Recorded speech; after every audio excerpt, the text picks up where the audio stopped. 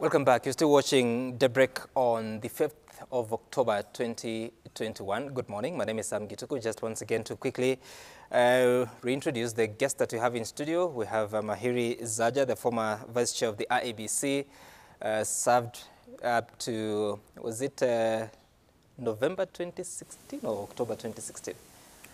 Up to January 2017. Ah, okay, January 2017. We also have Gladys Bose, the woman representative for Uasin Gishu County. Welcome back. Thank you. How have you Good been? morning. Very well, thank you. Great to see you here. And Opio Wandai, the Member of Parliament for Gunja constituency. Welcome back to the show. Yeah, thank you. Morning, Sam. And you're still waiting to be joined by Senator Ledamo Lekina, the Senator of Narok County. As soon as he's able to make his way here, he'll be joining the conversation. And I want to quickly look at what's in the papers. The front page of the Standard is Uhuru owns up to Pandora leaks. President says the Pandora papers will usher in a new age of transparency in Kenya and promises to respond comprehensively on returning from a state visit to the U.S. Of course, this is a story that broke yesterday about those Pandora papers, some work that was done by ICIJ, and touching on several world leaders that appear to have taken some resources to some tax havens, but most of them are saying that there's no evidence of any wrongdoing. It is also the main story on the Daily Nation, Pandora's box. These reports will go a long way. Again, the quote of the president there, the release of the Pandora papers linking a number of high-level individuals to secret offshore accounts and properties yesterday reignited debate on the role of tax havens where the rich stash their wealth. We'll shortly be talking about that and what significance they have in as far as matters Kenya are concerned. Also, on the front page of the Daily Nation, you'll see at the side, the Philippine MPs to the rescue, following up on the conversation that just went on there with the CS Muñez, who was appearing before Energy Committee of the Senate yesterday, and exposed 11 counties hold most new votes. Of course, the numbers of the target by IEBC, they're hoping to register up to 7.2 million new voters in the country. And of course, the numbers are split into the counties, but there are some numbers that the nation has released here. Collectively, 11 counties account for nearly half of the estimated total number of new voters by 2022, 45% of 4.2 million. These are Nairobi, Kiambu, Nakuru, Bungoma, Machakos, Kakamega, Turkana, Kilifi, Meru, Uasin Gishu, and Kajiado. And you can follow the details on the paper. Then back to the Nation, you'll see another story of how KRA recovers billions or recovers 100 billion shillings from cheats. The taxman says also collection may fall by 23 billion shillings to the courts due to the court's decision on minimum tax and adjustment of excess duty on petroleum products. And I want us to begin by talking about this story that broke, is it yesterday or the day before? Actually, it was on Sunday evening, of the Pandora papers. Let me begin with you, Honorable Opio Wandai. Of course, you've seen the details. I'll shortly be taking you through some bit of what President Kenyatta's family is claimed to own out there. What is your first reaction to these reports? Well, first and foremost, I don't have full details. For now, I will treat them as allegations or leaks, as they're calling them. But more importantly, is the fact that there's nothing really new about this revelation, if you ask me. Yeah, we have all along known that individuals, groups, companies, entities keep accounts, bank accounts offshore. Yeah, and that is not something new. And it is not something which is going to stop soon. And it's also important to point out that there's nothing really legal about it. Yes, even though we know that certain persons have in the past tended to use that avenue to siphon out public funds or funds which have been gotten illegally. Right. So far, there's no evidence that any of those accounts that have been mentioned out there are illegal or are being used for any illegal activities. Yes. Okay. Let's just take a look at some of those slides that featured in Sam Ogina's story last night that talk about how that property, you look at various foundation whose the main benefactor is Mama Ngina Kenyatta. The second, which the documents say upon Mama Ngina's death, would be Uhuru Kenyatta. The other one is in as far as some property connected to the president's brother, that is Moho Kenyatta. You can see the properties there on your screen, including some that name the son of Moho Kenyatta as also a beneficiary. So, and then some more, Mama Ngina Kenyatta there with the daughter Christina Pratt, owning Milran International Limited, that also owns an apartment in the UK. Of course, the details are contained in lengthy reports that have been published since Sunday evening. Let's look at what the president said. He released a report saying that these reports will go a long way in enhancing the financial transparency and openness that we require in Kenya and around the globe. The movement of illicit funds, proceeds of crime and corruption thrive in an environment of secrecy and darkness. He continued to say that the Pandora Papers and subsequent follow-up audits will lift that veil of secrecy and darkness for those who cannot explain their assets of wealth. And Honorable Boss, as you reflect on all this and what even the president is saying, what is your take on this? I think President Kenyatta has constantly been clear that people should declare their wealth. He has been at the forefront saying that he wants to fight corruption. We have had the recent list of wealth owned by the Deputy President set out by the Minister of Interior, Matiang'i. In Parliament, they went into great detail in scrutinizing the Deputy President's wealth. And now the President has said this is a new era for transparency. Now, now that we know what they own out there, we now can have a discussion of what else they own here in Kenya. I think this is an important issue that has constantly been discussed. And if you look at what has happened, when I saw CNN report it yesterday, because I always, when I get an information, the thing I ask is, who is the source of the information? I now see that there's over 600 journalists across the world that have been working on this story for several years. There's also, they were not only targeting the Kenyatta family, it was several other leaders all over the world. Right. CNN reported it yesterday. CNN never reports anything unless they have counter-checked that they are actually factual. Because the kind of lawsuits they can face, being an international organization, could actually bankrupt CNN forever. So that should tell you the seriousness of these particular documents that have come out. It's also of note for Kenyans to know that when you look at, there's 11 accounts that have been discussed. In one account alone, there is 3 trillion shillings. Kenya's debt is 9 trillion. What did you say? 3 what? Well, in one account alone, in this Pandora's leaks, one account has 3 trillion shillings. No, it's 3 billion. Sorry? Much more, it's 3 billion because it's about $30 million. So that no, comes to... I'm saying it in shillings. I said it's 3 trillion. Okay, let me just say my facts. You can tell us what facts you have. The facts I have is one of the 11 accounts has 3 trillion shillings. I'm just trying to put it in perspective for Kenyans. Okay. Our debt is 9 trillion. So it just tells you it is more money that can, it's money that can pay off our debts and there'll still be some pocket change left. It's important for Kenyans to understand the amount of money. And we are saying that, as Honorable Wandanyi is saying, is that it may not be legal. Yes, it may be legal, but it is immoral. Because if you're leading a country, one of the arguments that have been made from the days of Mobutu Sese Seko and Abacha is that even if you have that money and it is legitimate, and you're surely leading a country, why not repatriate the money back into the country so that it circulates and therefore improve our economy?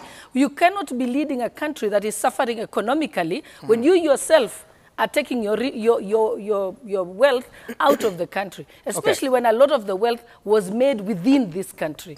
So the immorality of it all is really significant. And I'm happy that the president has said that we are going to have a discussion about it. Right. I think it's so urgent that even Parliament must adjourn and discuss this. Because that is how countries I just wanted to have collapsed. To just bring this to your attention. Part of the report said that those businesses excuse me, which are registered in Panama and the British Virgin Islands, hold bank accounts and real estate worth more than $30 million. If you had to convert that against the dollar rate of about 110 shillings, that would come to about 3.3 billion shillings. I don't know, something, Jiku, I don't know if you have been given a brief to no, it's not a brief. I'm talking about the paper. No. Because what I'm saying, the things that I have read myself, because I did research last night on this, and I've read it. So I'm telling you the facts that I have read. If you have other facts, then you can tell it to the viewers. I would appreciate if you share with us the source, because the source, which is the International Consortium of Investigative Journalists, the one that is the source of this information, is talking about $30 million. That can only convert to 3.3 billion shillings. It cannot be 3.3 trillion shillings. No, it's not.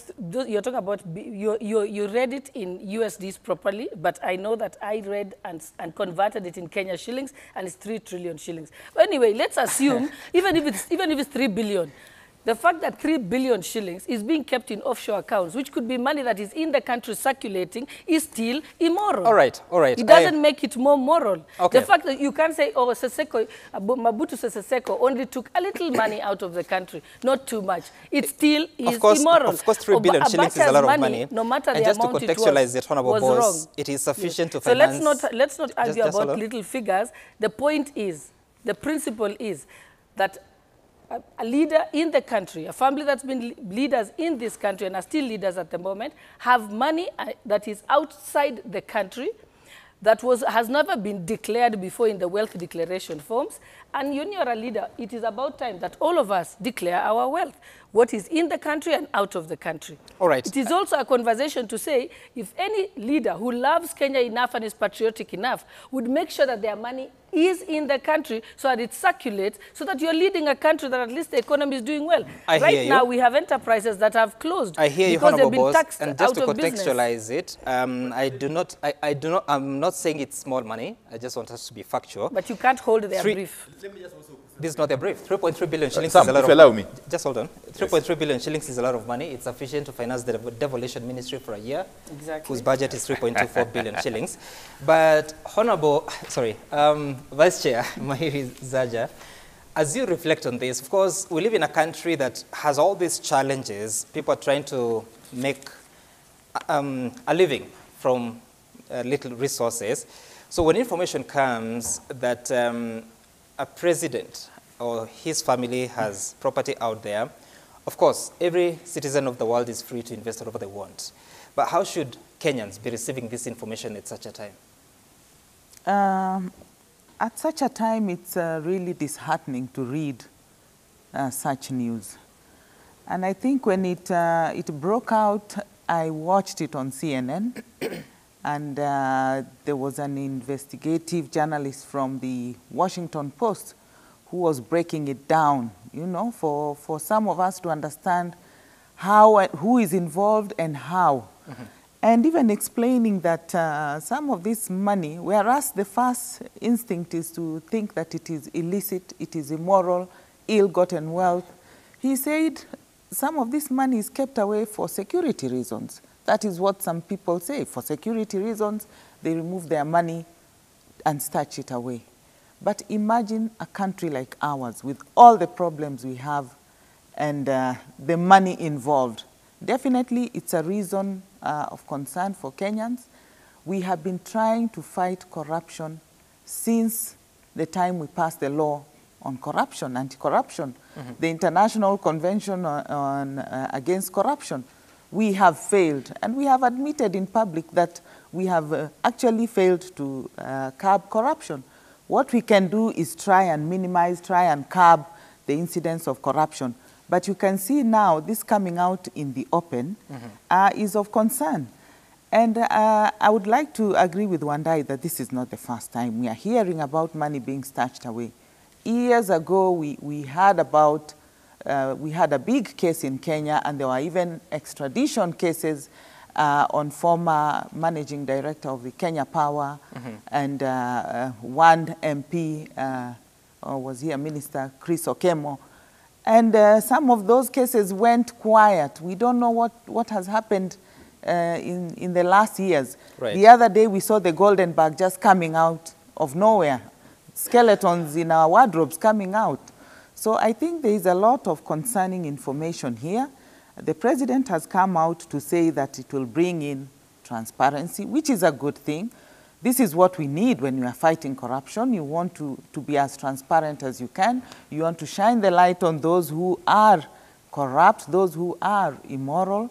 But I think it is a war that we must fight as Kenyans if we are going to make this country what it should be.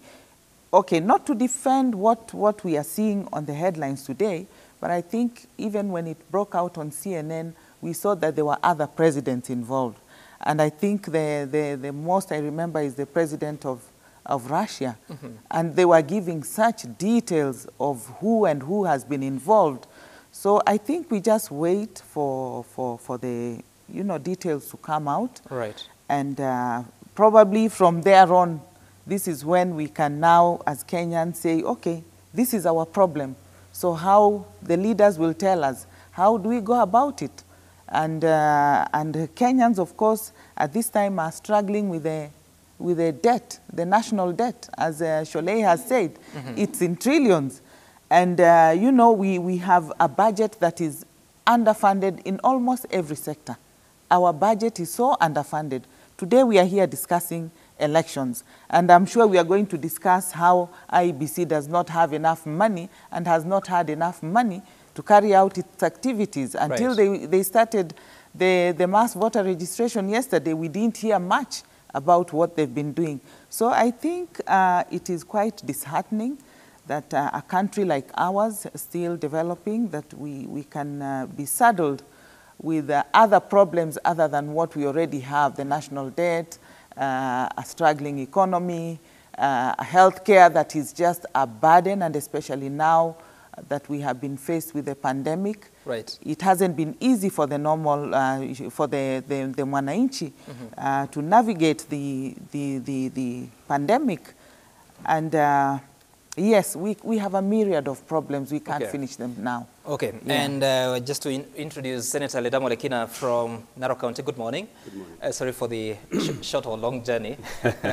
And we are talking about, should I say, the Pandora's box that was opened Sunday evening, about the Pandora papers and the details coming out, and the president saying that this opens a new window for people to come out clean. And he says, let me just read the quote. Where is it? Where did I see it? That he's talking about, he says that he'll respond when he gets back in detail.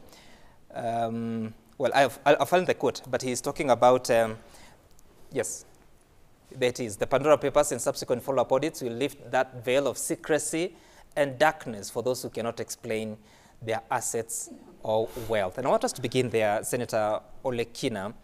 What does the president mean? I think precisely what the president means is that before you throw stones, you need to also remember that you also live in a glass house. I personally know a lot of Kenyans, including very prominent people, who have accounts in different countries. Mauritius is one of them. If you go to Mauritius and you go to the register of companies, you'll be shocked at how many Kenyans have registered their businesses there, how much are storing their money in Mauritius.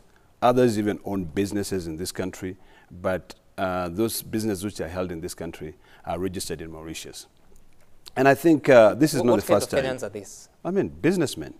And I think from what the president said, is that it will encourage transparency, because everyone should be able to declare and to be able to show where they have been able to accumulate their wealth.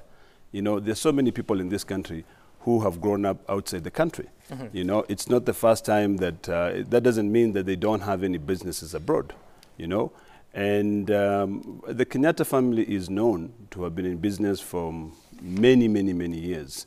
And I think there's no law per se that says that you cannot be able to keep your money outside the country. If you are keeping your money outside the country before you became president, it doesn't mean that when you become now president, you go and bring all that money outside the country, into the country. So there are things that we need to clarify. The president is very clear in what he's saying. And this is not the first time that we're reading about money being held in tax haven.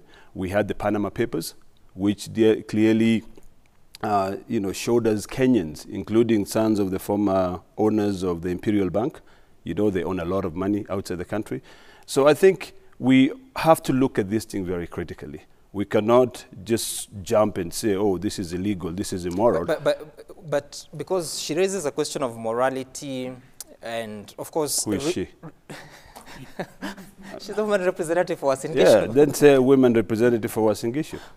Sorry, in our standing orders in Parliament, you cannot just say she. You have to say the honorable woman representative from Uasin Gishu. We are at Citizen TV studios. All right, yes. And the question I'm asking is because she's raised a question of morality, and she also raises the...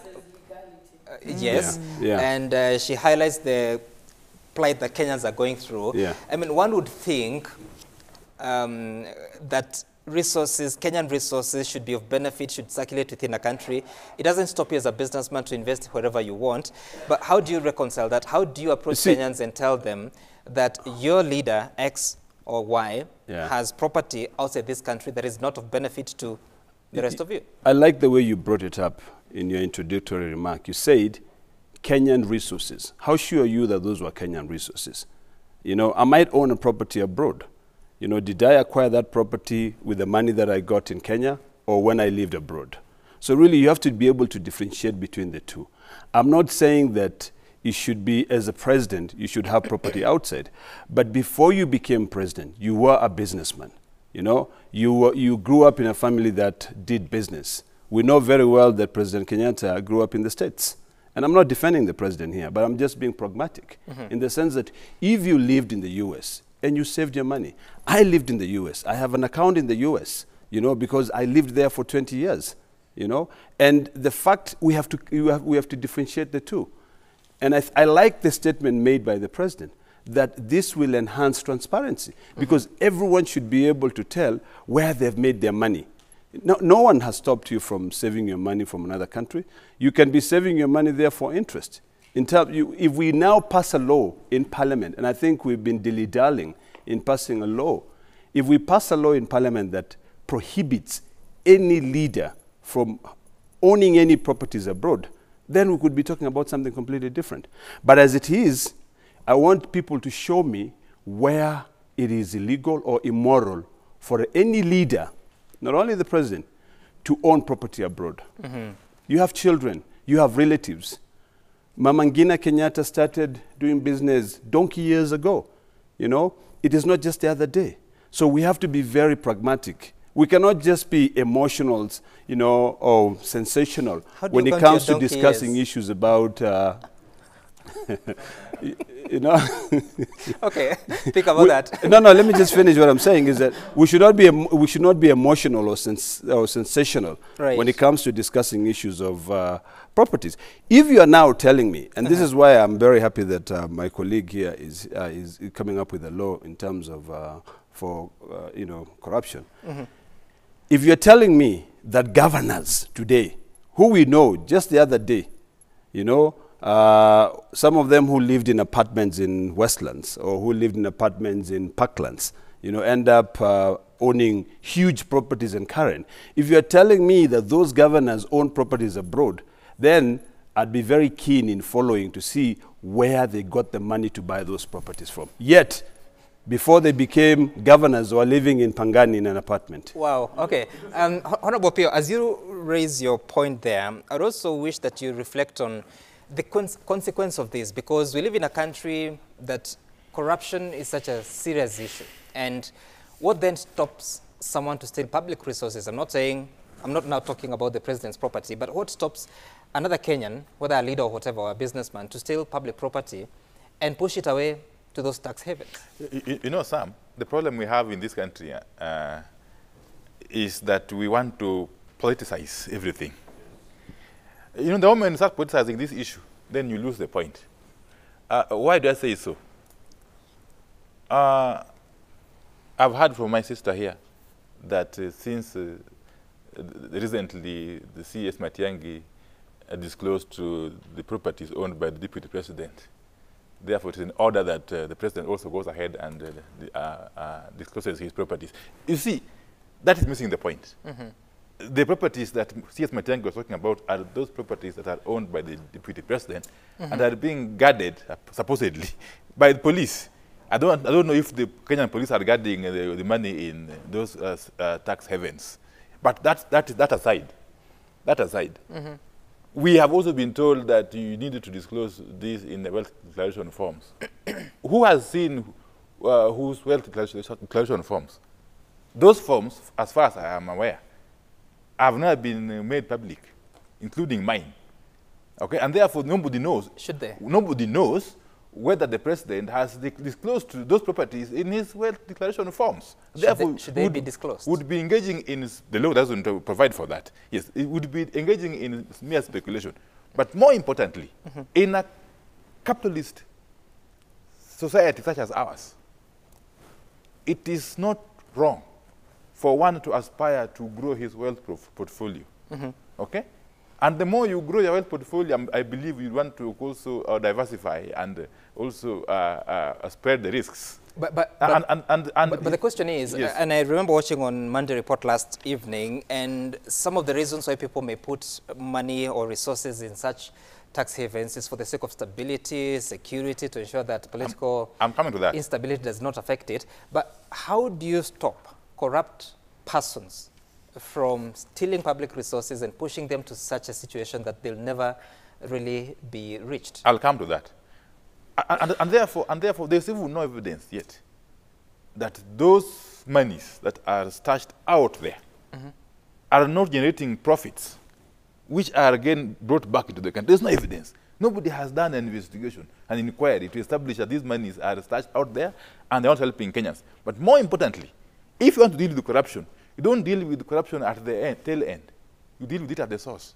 So you can't say that because there are people who are stealing money and taking it out of the country, everybody else should not take the money out of the country. That is not proper, really. The most important thing to do is to deal with corruption at the source.